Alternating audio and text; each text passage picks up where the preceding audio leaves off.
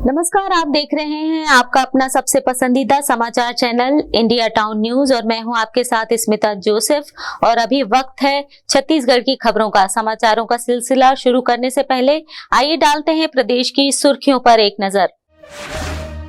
पूर्व सैनिक से विधायक बने टोप्पो की बड़ी पहल, क्षेत्र के शहीदों के लिए स्मारक बनाने का किया भूमि पूजन। देश के लिए कुर्बान हुए शहीदों के परिजन भी रहे मौजूद। रामकुमार टोप्पो ने किया क्षेत्र के चहुमुखी विकास का दावा। 29 जनवरी से संस्कार धानी में होगा आगाज। देश की 25 नामी टीम होंगी शामिल। जोर शोर से चल रही तैयारी। दुर्ग आ रहे पद्म भूषण जगत गुरु स्वामी रामभद्राचार्य। 15 फरवरी से 23 फरवरी तक होगा जयंती स्टेडियम में राम कथा का वाचन। सांसद विजय बघेल ने पत्रकारों से की जानकारी साझा। लाखों की जन सैलाब की व्यवस्थाओं में लगा प्रशासन। बस्तर ने रच डाला इतिहास। बदली हुई फिजा के बीच घोर नक्सल क्षेत्र में शान से लहराया तिरंगा। आजादी के बाद पहली बार 9 स्थानों पर हुआ ध्वजारोहण। जवानों की मुस्तैदी के आगे नक्सलियों के हौसले हुए पस्त। और अब खबरें विस्तार से। ऐसे तो देश की आन बान और शान के लिए सब कुछ न्यौछावर करने वाले जवानों या फिर शहीदों को हमेशा ही सम्मान मिलता है, लेकिन यदि एक सैनिक जनप्रतिनिधि हो तो बात कुछ और हो जाती है। तकरीबन 2 माह पहले विधायक बने रामकुमार टोप्पो पहले खुद एक सैनिक थे, जो इस बात को बेहतर से जानते हैं कि सैनिक का सम्मान कैसे किया जाता है। देश के सरजमी पर जान निछावर करने वाले फौजी हमेशा सम्मान के हकदार होते हैं। इस बात को सीतापुर के नवनिर्वाचित विधायक और पूर्व सैनिक रामकुमार टोप्पो ने साबित कर दिया है। सीतापुर विधानसभा क्षेत्र से बहुत से जवान सेना में सेवा करते हुए देश के लिए अपनी जान कुर्बान कर चुके हैं, लेकिन लंबा समय बीत जाने के बाद भी यहाँ के जनप्रतिनिधि उनको सही सम्मान नहीं दे पाए। 26 जनवरी को गणतंत्र दिवस के मौके पर सीतापुर के विधायक रामकुमार टोप्पो ने क्षेत्र के उन वीर शहीद जवानों को वहां सम्मान दिया जिसके वह हकदार थे। शहीद कृष्णनाथ किंडो जो देश की सेवा करते हुए वीर गति को प्राप्त हुए थे, उनके सम्मान में स्मृति स्मारक का निर्माण किया जाना है, जिसको लेकर सीतापुर के विधायक रामकुमार टोप्पो ने काराबेल के मेन पार्ट चौक पर भूमि पूजन किया। इस मौके पर शहीद कृष्णनाथ के परिजन भी उपस्थित थे, साथ ही क्षेत्र की आम जनता भी उपस्थित रही। इसके उपरांत विधायक मैन पार्ट के रोपाखार पहुंचे, जहां उन्होंने शहीद बलराम तिग्गा के स्मृति स्मारक का भूमि पूजन किया। विधायक रामकुमार टोप्पो ने कहा कि मैन पार्ट में पर्यटन को बढ़ावा दिया जाए तथा क्षेत्र के विकास की रफ्तार काफी तेज होगी। उन्होंने सीतापुर के अस्पताल को लेकर कहा कि यहाँ रेफर सेंटर ना होकर ऐसा अस्पताल हो जहां जनता को उपचार मिल सके। अपने इच्छा से योगदान से कई डॉक्टर्स इस देश में जो योगदान देने के लिए तैयार है, मैं उनसे कोऑर्डिनेट करके उन्हें आमंत्रित करने वाला हूं। और उसके लिए सबसे पहले हमें सेटअप की जरूरत है, तो उस सेटअप को बनाने के लिए, ताकि छोटे से ऑपरेशन से लेके बड़े ऑपरेशन तक करने के लिए उसमें सेटअप हो, उसके लिए भी हमने पहल किया है। वो होने के बाद में मैं एक ऐसा व्यवस्था बनाना चाहता हूँ, भारतीय जनता पार्टी के हमारे कार्यकर्ताओं के सहयोग से, यहाँ के अधिकारियों के सहयोग से, यदि जरूरत पड़े इस सीतापुर में तो हम हेलीकॉप्टर से भी डॉक्टर लेकर आएंगे, ऐसा मैं व्यवस्था बनाऊंगा। इंडिया टाउन न्यूज के लिए सरगुजा से प्रदीप मिश्रा की रिपोर्ट। कुछ तस्वीरें दिल को झकझोर देने वाली होती है और ऐसा ही कुछ हुआ उस शहीद के स्मृति स्मारक के साथ, जिस शहीद ने देश की आन बान और शान के लिए अपनी जान की कुर्बानी 2007 में नक्सलियों से लोहा लेते हुए दी थी। अंबागढ़ चौकी नगर पंचायत के एकमात्र शहीद नवाब खान, जो कि 2017 में नक्सलियों से लोहा लेते हुए शहीद हुए थे, उनके स्मृति स्मारक के रूप में नगर पंचायत के द्वारा शहीद चौरा का निर्माण किया गया था, लेकिन दुर्भाग्य या यूँ कहें कि सरकारी उदासीनता का इससे बड़ा नमूना नहीं मिल सकता है, जहां समूचे जिले में एक तरफ सभी शासकीय और गैर शासकीय भवन में रंग रोगन तथा लाइटिंग की व्यवस्था की गई, वहीं इन सब के बीच शहीद स्मारक को अनदेखा कर दिया गया। आश्चर्य की बात यह है कि यहाँ लगातार अधिकारियों, जनप्रतिनिधियों की आवाजाही वाले इस मार्ग में किसी भी जिम्मेदार को यह नहीं सूझा कि इन शहीद के सम्मान में कुछ कर सके। इस राष्ट्रीय पर्व में शहीद स्मारक अपने लिए एक राष्ट्रीय ध्वज और फूल माला के लिए तरसता रहा। इंडिया टाउन न्यूज के लिए मोहला मानपुर से दीपेश की रिपोर्ट। प्रदेश में धान की समर्थन मूल्य पर खरीदी के अब बस 2 दिन शेष रह गए हैं। ऐसे में बहुत से किसान ऐसे हैं जो किसी वजह से अपने धान का विक्रय नहीं कर पाए हैं। बालोदा बाजार में भी ऐसे हजारों किसान हैं जो धान की खरीदी की डेट आगे बढ़ाने की मांग कर रहे हैं। धान खरीदी को लेकर अब सिर्फ 2 दिन ही बाकी है, जिसके बाद समर्थन मूल्य पर सरकार के द्वारा धान की खरीदी बंद कर दी जाएगी। लेकिन बलौदाबाजार जिले में अभी भी ऐसे किसानों की संख्या 14,000 से ज्यादा है जो धान खरीदी केंद्रों पर किसी न किसी वजह से धान नहीं बेच पाए। ऐसे में ये सभी चिंतित किसान धान खरीदी की डेट आगे बढ़ाने की मांग सरकार से कर रहे हैं। ये आ रहा है सर कि जो धान खरीदी का जो समय है वो बहुत कम मिल रहा है। टोकन भी क्या है, पहले कट रहा था ऑनलाइन में अधिक, और अब ऑनलाइन को बंद कर दिए पूरा, और टोकन कटना भी बंद हो गया है। बारिश होने से समय निकल जा रहा है और धान खरीदी नहीं हो रहा है, इसलिए समय को शासन बढ़ाया जाए तभी धान बिक पाएगा। किसानों का, अधिकतर किसानों का धान बचा हुआ धान है बेचाई नहीं है, बहुत जन के पहुँचे हवा है। ओकरे से तर हमन कहा थे कि समय ला आगे बढ़ाना चाहिए ताकि सबके किसान के बेचा सके। आगे है के मंग आज दे है वो है, दुनिया भर के नाम ले लेके आज बेचाई नहीं पाके ट्रैक्टर मार है। तो एक से तक कहथन कि समय ला आगे बढ़ाना चाहिए। सरकार के निवेदन करथन, बार बार प्रणाम करथन ताकि सब किसान के धान बेचा जाए और सबके हर चीज के मनोकामना पूर्ण हो जाए। किसानों के द्वारा धान का ना बेच पाना प्रशासन के लिए बड़ी चुनौती बना हुआ है। इन 3 दिनों में 14,000 से अधिक किसानों का धान कैसे खरीद सकते हैं? और अभी तक जिले में टोटल 1,46,604 किसानों के द्वारा कुल 76,48,560 कुंटल की खरीदी की जा चुकी है। लगभग खरीदी की समाप्ति की ओर है, डाउनफॉल की ओर है, और खरीदी लगभग किसानों का पूरा हो चुका है। कुछ किसानों का बचा हुआ है, जिसे आगामी जो 29, 30 और 31 तारीख को खरीदी करके हम लगभग खरीदी को पूर्ण कर लेंगे। आपको बता दें कि जिले में निर्धारित लक्ष्य से 101% खरीदी अब तक हो चुकी है। इसके बावजूद भी खराब मौसम के चलते अब तक 14,000 से ज्यादा किसान अपना धान नहीं बेच पाए। इंडिया टाउन न्यूज के लिए बलौदाबाजार से चंद्रकांत वर्मा की रिपोर्ट। छत्तीसगढ़ प्रदेश के राजनांदगांव जिले में राष्ट्रीय सड़क सुरक्षा माह के तहत निशुल्क नेत्र जांच शिविर का आयोजन उदयांचल हॉस्पिटल में हो रहा है, जहां के नेत्र विशेषज्ञों के द्वारा पुलिस विभाग के वाहन चालकों का निशुल्क नेत्र परीक्षण किया जा रहा है।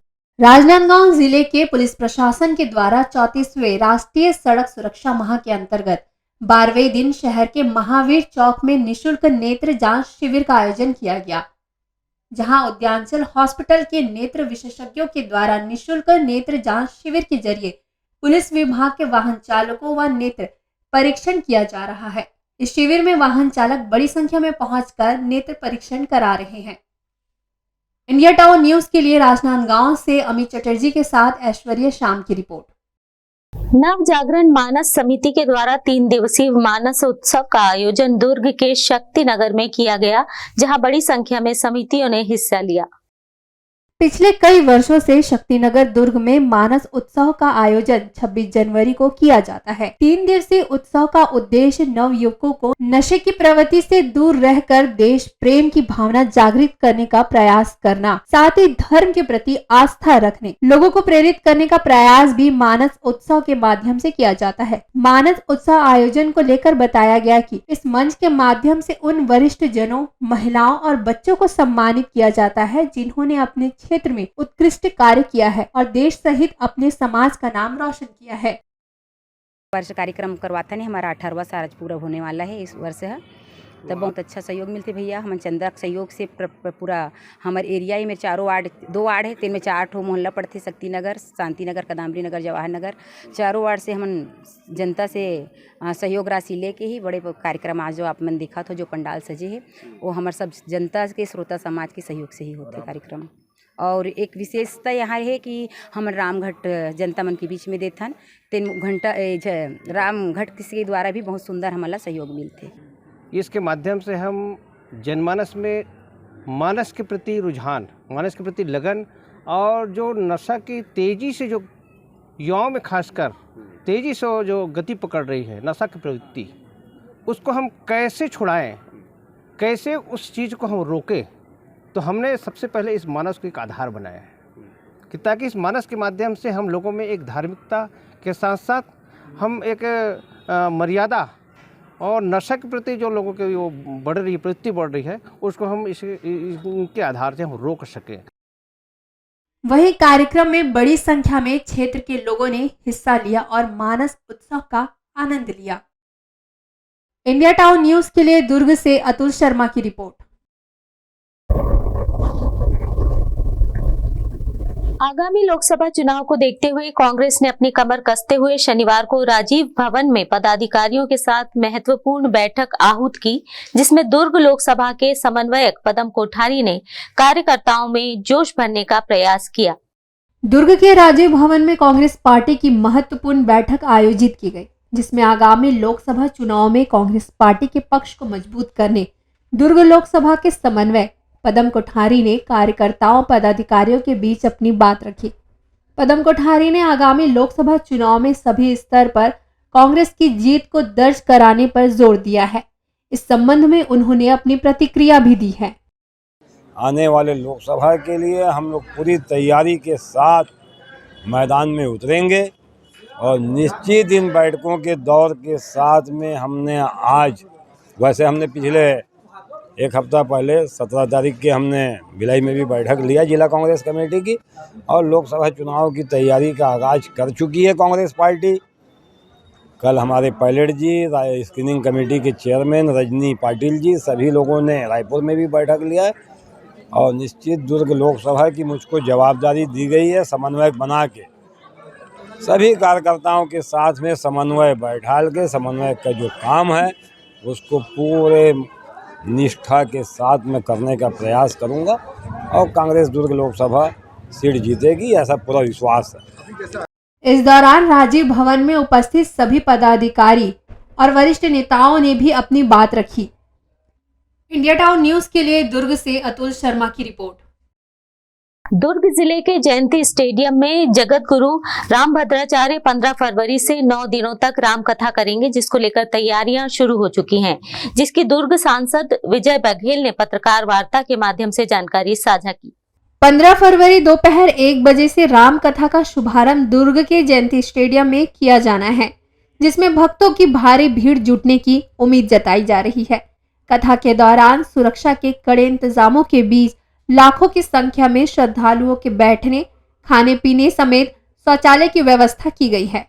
वहीं दुर्ग लोकसभा सांसद विजय बघेल ने पत्रकार वार्ता कर परम पूज्य पद्म भूषण जगत गुरु स्वामी भद्राचार्य की आयोजित कथा की तैयारी पर चर्चा की है। उन्होंने कहा कि 15 फरवरी से 23 फरवरी तक जयंती स्टेडियम में कार्यक्रम आयोजित किया जाएगा। एक बहुत बड़ा आयोजन है और हमारे लिए सौभाग्य की बात है कि ऐसे संत, ऐसे महापुरुष जिनकी जीवनी के बारे में आप सब जानते हैं, स्वामी राम भद्राचार्य जी जन्म से आँख से दिव्यांग हैं, लेकिन उनकी ज्ञानता सागर से भी गहरी है। ऐसे ज्ञानी महापुरुष, ऐसे दिव्य महापुरुष, और मैं ये भी कहूँ कि वो अवतारी पुरुष हैं।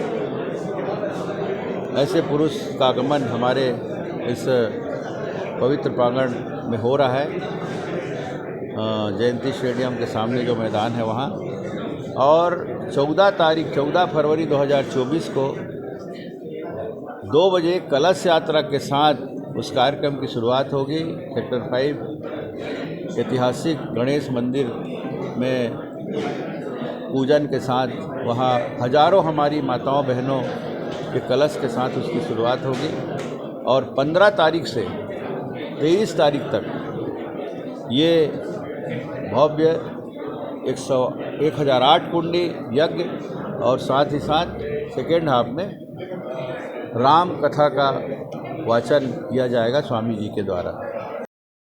राम कथा सुनने वाले भक्तों को किसी प्रकार की कोई परेशानी ना हो, इसका खास ख्याल रखा जा रहा है। उनके पीने के लिए शुद्ध पेयजल, मेडिकल कैंप, प्रवेश द्वार, निकासी द्वार के साथ ही वाहन से आने वाले श्रद्धालुओं के लिए गाड़ी पार्किंग की व्यवस्था की गई है। कार्यक्रम को लेकर पुलिस प्रशासन के द्वारा सुरक्षा के कड़े इंतजाम किए जा रहे हैं। इंडिया टाउन न्यूज के लिए दुर्ग से अतुल शर्मा की रिपोर्ट। छत्तीसगढ़ प्रदेश के जिले राजनांदगांव में महंत राजा सर्वेश्वर दास स्मृति अखिल भारतीय हॉकी प्रतियोगिता का आगाज होने वाला है, जिसकी तैयारी में आयोजनकर्ता जोर शोर से लगे हुए हैं। वक्त हो चला है एक छोटे से ब्रेक का। ब्रेक के बाद खबरें अभी और भी हैं। मिलिए सबसे बड़ी खबर से। छोटे शहर की बड़ी कहानियां, हमने वो देखा जो अनकहा है। अब खबर आपकी उंगलियों पर, खबरों से परे, हर खबर पर हमारा नजरिया। इंडिया टाउन न्यूज, भारत की बात। जनता की आवाज हमारी मुहिम।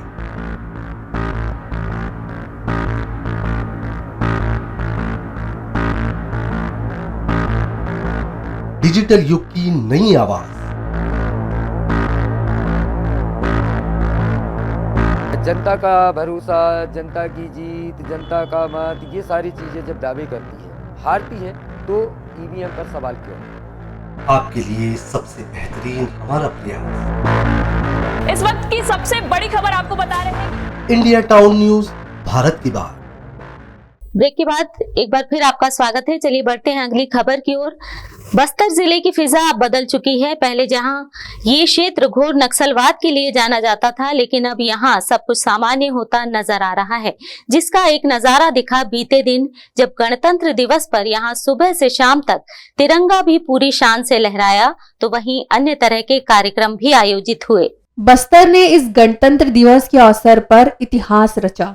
नक्सल प्रभावित क्षेत्रों में आजादी के बाद पहली बार 9 जगहों पर तिरंगा ध्वज फहराया गया।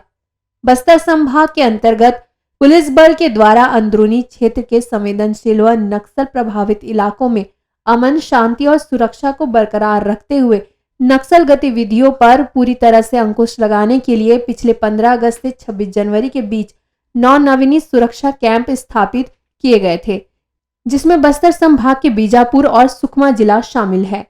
इन दोनों ही जिले में नए सुरक्षा कैंप की स्थापना की गई है। बीजापुर जिले के पालनार, डुमरी पालनार, चिंतावांगू, कावड़ गांव और सुकमा जिले के मुलेर, परिया और साला तोंगा, मोखराज कोंडा शामिल है। इन सभी कैंप के नजदीक गांव में पुलिस के जवानों व ग्रामीणों ने गणतंत्र दिवस मनाया। साथ ही स्थानीय ग्रामीणों को पुलिस के अधिकारी व जवानों के द्वारा गणतंत्र दिवस का महत्व और गौरव गाथा बताई गई। सभी उपस्थित लोगों को मिठाई, चॉकलेट और भोजन भी अलग अलग क्षेत्र में कराया गया। आपको बता दें कि बस्तर में सुरक्षा और शांति व्यवस्था के लिए DRG, Bastar fighter, STF, CAF, CRPF, Korba, SSB, ITBP, BSF और स्थानीय पुलिस बल की तैनाती की गई थी, जिनके द्वारा नक्सलवाद को पूरी तरह से कुचलने के लिए आवश्यक कार्यवाही की जा रही है। इंडिया टाउन न्यूज के लिए बस्तर से सुनील कश्यप की रिपोर्ट। 48वें अखिल भारतीय सेशन स्मृति गोल्ड कप फुटबॉल टूर्नामेंट चर्चा कॉलरी कोरिया जिला में एसटीएफसी पठानकोट पंजाब ने टाई ब्रेकर में डाउनटाउन हीरोज कश्मीर को 5-4 से हराकर खिताब पर कब्जा कर लिया। दोनों टीमों के बीच निर्धारित समय पर कड़ा संघर्ष होने के कारण गोल न होने पर भी टाई ब्रेकर पर निर्णय हुआ। इसके पूर्व सेमीफाइनल में भी इसी प्रकार का कड़ा मुकाबला देखने को मिला था। अखिल भारतीय सेशन स्मृति गोल्ड कप फुटबॉल प्रतियोगिता, जो कि महाजन स्टेडियम चर्चा कालरी कोरिया जिले में हो रहा था, इस वर्ष अखिल भारतीय सेशन स्मृति गोल्ड कप प्रतियोगिता में देश के 15 चुनिंदा टीमों को प्रवेश दिया गया था, जिन्हें परास्त करते हुए कश्मीर व पठानकोट पंजाब की टीम फाइनल में पहुंची। फाइनल मुकाबले के मुख्य अतिथि विधायक भैयालाल रजवाड़े पहुंचे, जिन्होंने कहा कि यहां खेल महोत्सव के रूप में जाना जाता है, क्योंकि चर्चा में आयोजित इस फुटबॉल खेल मैदान में गांव ही नहीं प्रदेश तक में फुटबॉल खेल को मजबूती मिली है। छत्तीसगढ़ में फुटबॉल को जिंदा रखने वाला चर्चा कॉलरी है और चर्चा कॉलरी का देन है कि आसपास के जितने गांव हैं उन गांवों में खेल होता है वो फुटबॉल का होता है। ये लोग फुटबॉल का खेल को गांव वाले जीवित रखे हैं और चर्चा जीवित रखा है। आयोजन के विशिष्ट अतिथि कलेक्टर कोरिया विनय ने कहा कि खेल और खिलाड़ियों को प्रोत्साहित करने के लिए SECL व जिला प्रशासन संयुक्त प्रयास करेंगे। वहीं यहां पर दिल्ली, कश्मीर, पंजाब की टीम का आना सुखद एहसास कराता है।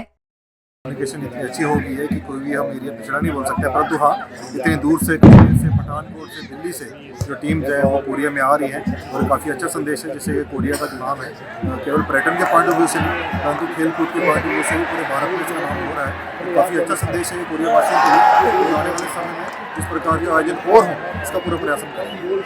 आयोजन के विशिष्ट अतिथि त्रिलोक बंसल पुलिस अधीक्षक कोरिया ने कहा कि लोगों के द्वारा खेल को अपना अंग बनाने के साथ साथ नशा मुक्त समाज बनाने में खेल के महत्व को समझाना समय की मांग है। जब व्यक्ति खेल में हिस्सा लेता है तो उसके अंदर इच्छा जागृत होती है कि वो स्वस्थ भी रहे और कहीं ना कहीं नशे से दूर होता है। और नशा करने से हर प्रकार की परेशानियां होती है, हम सभी को जानकारी है। और खेल एक जरिया हो सकता है कि लोगों को नशे से दूर कर सके। फाइनल खेल एवं समापन समारोह के अध्यक्ष BN झा महाप्रबंधक बैकुंठपुर एरिया ने कहा कि व्यक्ति व समाज के सर्वांगीण विकास की दिशा में महत्वपूर्ण कदम उठाए जा रहे हैं, जिसमें फुटबॉल खेल भी एक बड़ा माध्यम है। ये कि जो जहाँ हम काम करते हैं वहाँ के समाज में लोगों में ऊर्जा भरना, उनका बौद्धिक, शैक्षणिक और शारीरिक विकास करना ताकि देश विकास करे। हमारा सतत प्रयास रहता है कि हम कोयला ही नहीं निकालें अपितु समाज का सर्वांगीण विकास करें। उसी के तहत में SECL हर तरह का खेल का आयोजन करती है, इंटरनल भी करती है और एक्सटर्नल भी करती है। आयोजन सचिव डॉक्टर AK बिराजी ने बताया कि अखिल भारतीय स्तर के इस टूर्नामेंट में देश के 15 राज्यों की चुनिंदा टीमों को FIFA नियमों के तहत एंट्री दी गई थी। जो भी टीम रजिस्टर्ड होगी उस स्टेट से सारे प्लेयर रजिस्टर्ड होंगे, वही हमारे इस टूर्नामेंट में भाग ले पाएंगे। नहीं तो यहाँ से आने के बाद भी वापस होना पड़ा है, क्योंकि उनको स्टेट NOC लेके आना पड़ता है और अगर वो रजिस्टर्ड नहीं रहेगा तो उसको स्टेट NOC मिलेगा नहीं। और हमारे यहाँ पर जो रेफरी आते हैं, जो छत्तीसगढ़ से आए हुए हैं, रेफरी बोर्ड के द्वारा नियुक्त किया गया है, वो उनको खेलने नहीं देंगे प्रतियोगिता में। इसलिए ये काफ़ी यहाँ पर खेलना कोई मतलब आसान नहीं है। सब टीम यहाँ खेल भी नहीं पाएंगी। जो टीम FIFA रूल रेगुलेशन को फॉलो करती है वही टीम यहाँ पर खेल पाती है। इंडिया टाउन न्यूज के लिए कोरिया से मनोज श्रीवास्तव की रिपोर्ट। खबर बलरामपुर जिले के शासकीय स्कूल हरिगवां से है, जहां रोज की तरह जब बच्चे स्कूल पहुंचे तो वहां ताला लटका हुआ था। ऐसे में अफरा तफरी का माहौल इसलिए बन गया क्योंकि ये ताला स्कूल प्रबंधन का नहीं किसी और के द्वारा लगाया हुआ था। फिर क्या था, पुलिस को बुलाया गया, फिर ताला तोड़कर बच्चों को स्कूल की कक्षाओं में बैठाया गया। बीते दिन गणतंत्र दिवस का त्यौहार शासकीय स्कूल हरिगवां में धूमधाम से मनाया गया, जिसके समापन के बाद सभी अपने घर चले गए। शनिवार के दिन नियमित स्कूल की कक्षाएं थी। स्कूल में सभी छात्र छात्राएं पहुंचे, लेकिन स्कूल में ताला लगा हुआ था। ऐसे में सभी बच्चों को स्कूल के बाहर ही बैठना पड़ा। शिक्षकों ने इस बात की सूचना पुलिस को दी। बीती रात किसी अज्ञात व्यक्ति के द्वारा स्कूल में ताला जड़ दिया गया। सूचना पर रघुनाथ नगर की पुलिस टीम मौके पर पहुंची, फिर ताला को तोड़ा गया। पूरे मामले पर स्कूल के कोई भी शिक्षक और पुलिस की टीम मीडिया से कुछ भी कहने से बच रहे हैं। फिलहाल मामले की जांच की जा रही है कि स्कूल में ताला किसने और क्यों लगाया है। इंडिया टाउन न्यूज के लिए बलरामपुर से कुलेश्वर कुशवाहा की रिपोर्ट। एकलव्य विद्यालय घंगरी के छात्र छात्राएं हॉस्टल और स्कूल की अव्यवस्थाओं को लेकर 7 किलोमीटर पैदल चलकर सरगुजा कलेक्ट्रेट पहुंचे और कलेक्टर के सामने अपनी समस्याओं का निराकरण करने की गुहार लगाई। सरगुजा जिले के अंबिकापुर में घंगरी एकलव्य स्कूल में पढ़ने वाले बच्चे अपनी समस्याओं के साथ पैदल ही 7 किलोमीटर का सफर तय कर जिला मुख्यालय पहुंचे और उन्होंने बताया कि पढ़ाई के साथ ही उन्हें आवासीय परिसर में भारी समस्याओं का सामना करना पड़ रहा है। मैं एकलव्य स्कूल की छात्रा हूं। हमारे स्कूल में कुछ सुविधा उपलब्ध नहीं होती थी। हमें कुछ दिया भी नहीं जाता था और हमारे लिए गंदा पानी से खाना बनता था। और वार्डन मैम भी ढंग से बात भी नहीं कराते थे हमारे पेरेंट्स से। हम इतने दूर रहकर भी हमारे पेरेंट्स को गवार से बोलती थी।